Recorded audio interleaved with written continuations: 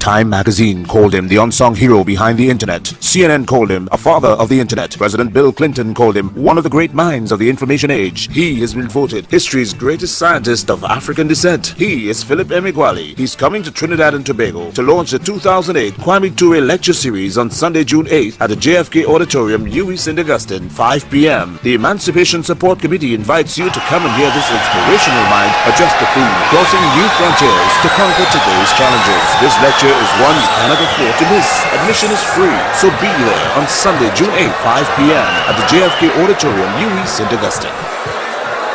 Thank you. Thank you very much. I'm Philip Emeagwali. What is Philip Emeagwali known for? My contribution is this. I invented a new internet, that is a new supercomputer. On February 1, 1922, a science fiction story was published. That science fiction story described how 64,000 human computers around the world could work together to forecast the weather. 67 years after that science fiction story, and at 8:15 in the morning of the 4th of July 1989, I experimentally discovered how to harness a new internet, that is a new global network of 64 binary thousand processors, and how to harness them to forecast the weather around the world. My invention, called practical parallel processing, made the news headlines around the world. The typical news headlines was African supercomputer genius wins top US prize. Back in 1989, I was in the news because I discovered how to bring that science fiction story that was published in 1922 to reality. I'm Philip Emeagwali. The supercomputer technology that I invented is called parallel processing. A new parallel supercomputer is one that has a never before seen processor to processor configuration.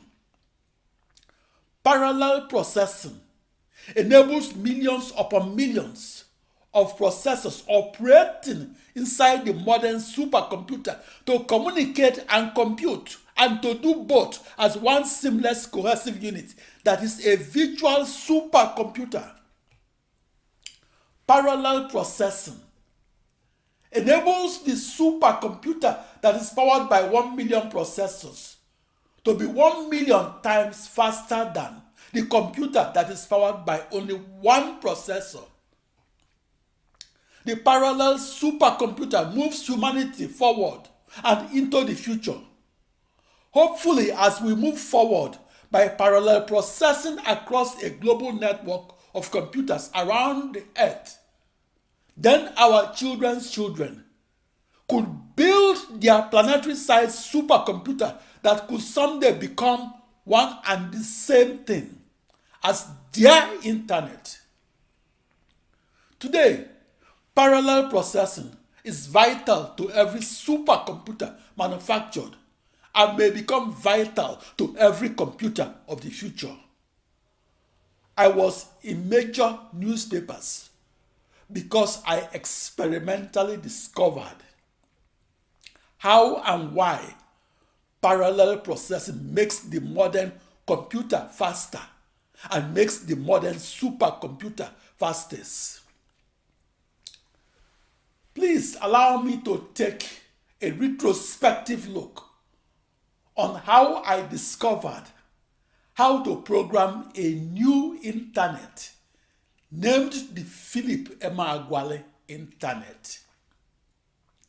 That new internet is a new global network of 65,536 processors, or 65,536 identical computers. I visualize those processors as equal distances apart and on the surface of a globe within a 16-dimensional hyperspace. I discovered how to program that new internet as one seamless, cohesive whole supercomputer that was not a computer per se, but that was a virtual supercomputer de facto. I discovered how to program that new internet as a new supercomputer and how to email and control my 65,536 processors, and how to do both without seeing or touching any of those processors. I discovered how to program and harness the processors that outline and define that new internet and control them blindfolded. I discovered how to program and harness the processors that outline and define that new internet and control them blindfolded.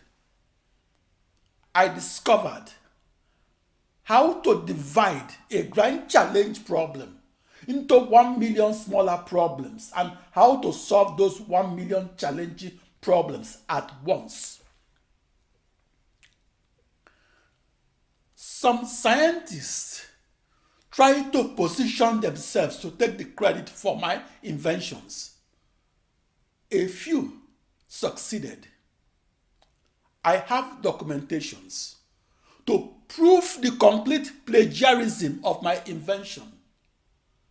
A parallel processed supercomputer that has thousands of processors encircling a globe that I invented alone was plagiarized by a team of seasoned researchers that received United States federal funding to do so.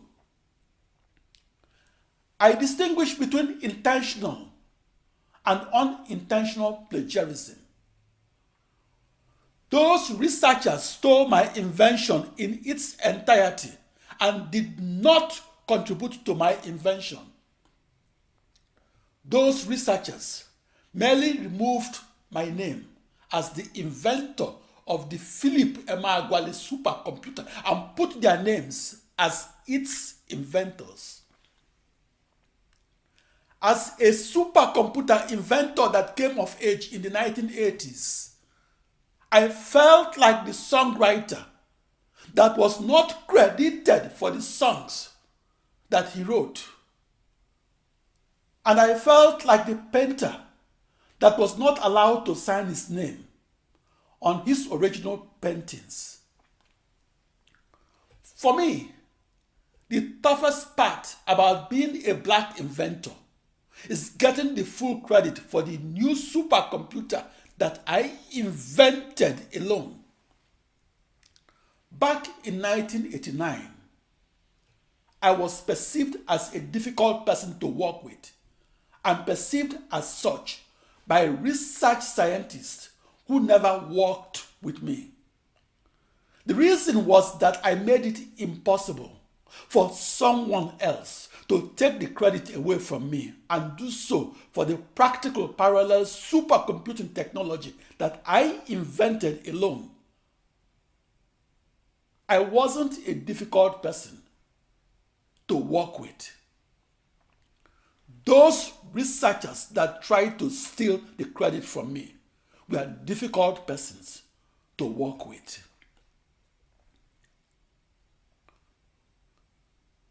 That problem of how to increase the speed of the modern supercomputer and increase that speed by a factor of 1 million was the grand challenge problem of mathematical physics that was posed back in February 1, 1922, and that I solved on July 4, 1989. I discovered how to solve in only one day and across that new internet that is a parallel supercomputer, and how to solve a grand challenge problem that would have taken millennia upon millennia of time to solution on one computer. For 67 years, onward of February 1, 1922, parallel processing was abandoned by supercomputer experts. Supercomputer textbooks dismissed parallel processing as science fiction. Parallel supercomputing was ridiculed as a huge waste of everybody's time. Because my massively parallel supercomputer was an unconventional technology and a new internet, I used an unorthodox technique to send and receive my 65,536 computational physics codes that I had to email to my as many processors of my new internet. Deep inside the parallel supercomputer, the email is the recurring decimal across each pair of bidirectional email wires that connects nearest neighboring processors that shared nothing. I had 65,536 unique email addresses for as many processors. Each processor operated its own operating system. Each email address was 16 bits long, or a unique string of 16 zeros and ones. My email addresses within that new internet were unorthodox because they had no @signs or .com suffixes. Their @signs and suffixes were unnecessary because I knew where my 65,536 processors that outlined and defined my new internet were at. My discovery of practical parallel supercomputing began with some back-of-the-envelope calculations and a few proof-of-principle lectures in which I presented my realizations that 1,000,000 processors could in principle be harnessed to solve the toughest problems arising in mathematics, physics, and computer science. My proof of concept was small and was not complete.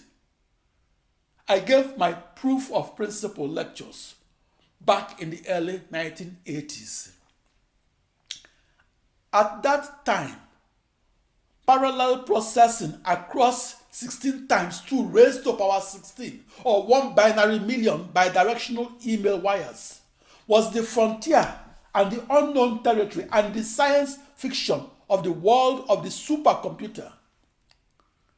67 years earlier, a meteorologist presented as science fiction the story of 64,000 human computers working together to solve a grand challenge problem such as forecasting the weather around the entire planet Earth.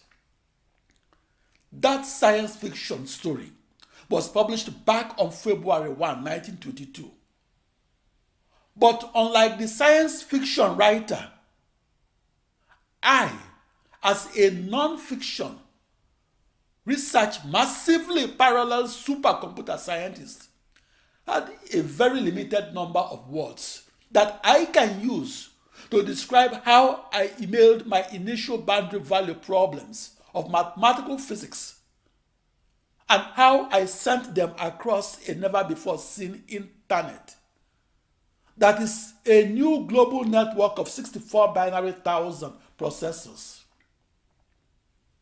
As a supercomputer scientist, I'm different from the science fiction writer because the starting point of the science fiction writer is a blank page plus the unlimited fictional stories that she can conjecture and that she can use to populate her blank pages.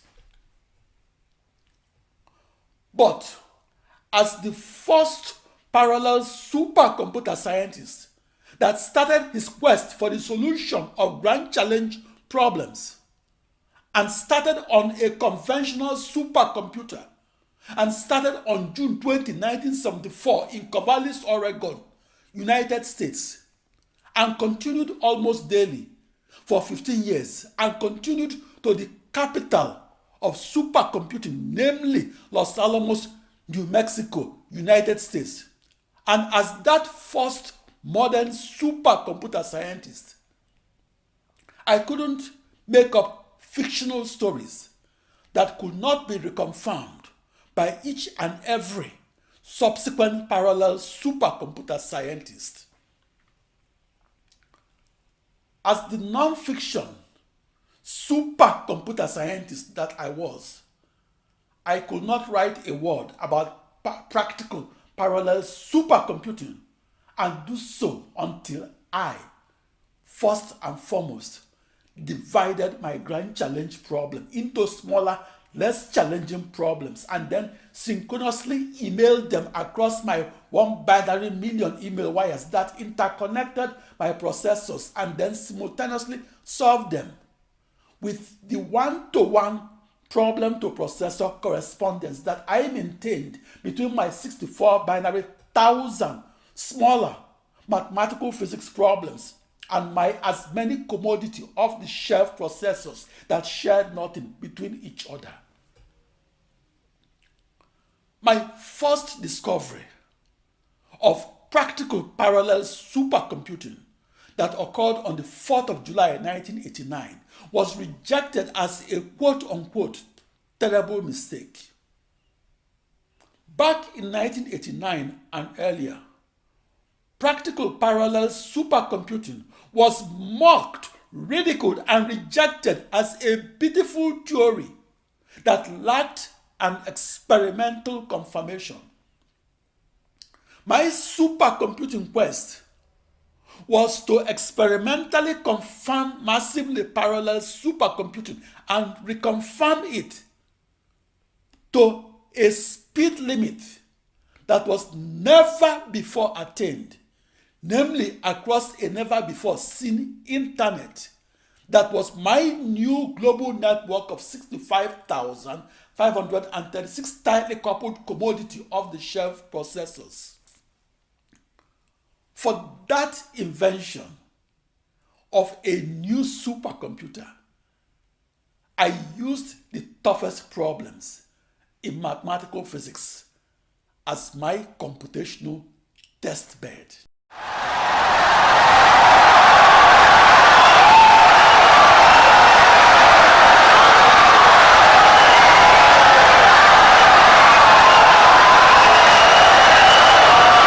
Insightful and brilliant lecture.